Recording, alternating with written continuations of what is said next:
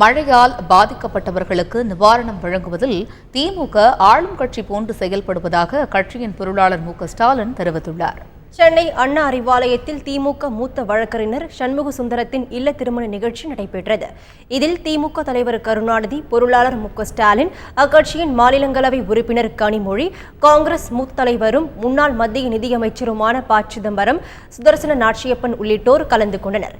விழாவில் பேசிய மு.க.ஸ்டாலின், தமிழகத்தில் மழையால் பாதிக்கப்பட்டவர்களுக்கு நிவாரண உதவிகளை வழங்குவதில் திமுக ஆளும் கட்சி போல் செயல்படுவதாக கூறினார்.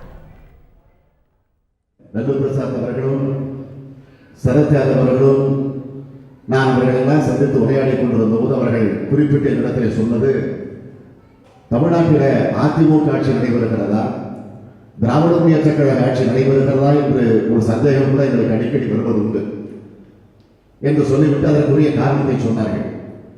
காரணம், இன்றைக்கு அண்மையில ஒரு 14 நாட்களாக எந்த அளவுக்கு தமிழகத்தில் மழை பெய்து கொண்டிருக்கிறது உங்களுக்கு தெரியும்.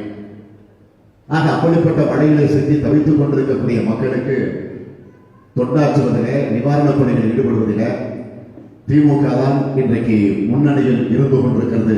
அதையெல்லாம் பார்க்கிற போது திமுக தான் தமிழ்நாட்டில் ஆட்சியில் இருக்கிறதா என்ற ஒரு சந்தேகம் எங்களுக்கு வந்திருக்கிறது என்று சொன்னார். நாங்கள் இன்றைக்கு ஆட்சியில் இல்லை.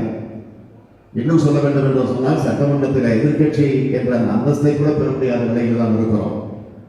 ஆனால் ஆட்சியில் இல்லை என்று சொன்னாலும், எதிர்கட்சி என்ற அந்தஸ்தை பெறவில்லை என்று சொன்னாலும், தமிழ்நாட்டை பொறுத்தவரை திமுக தான் ஆளுங்கட்சி, திமுக தான் எதிர்கட்சியாக செயல்பட்டுக் கொண்டிருக்கிறது என்று நான் அவரிடத்தில் விளக்கம் சொன்னேன்.